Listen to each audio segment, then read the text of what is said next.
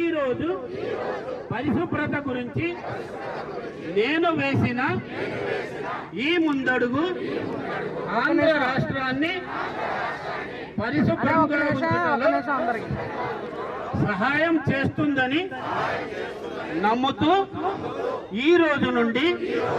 నాతోటి వారికి స్వచ్ఛతపై అవగాహన కల్పించే దిశగా ప్రయత్నిస్తానని,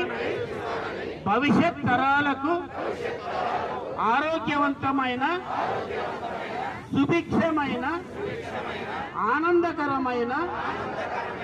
ఆంధ్ర రాష్ట్రాన్ని నిర్మించడానికి నాతో మొదలైన ఈ నిర్ణయం ద్వారా నా రాష్ట్రాన్ని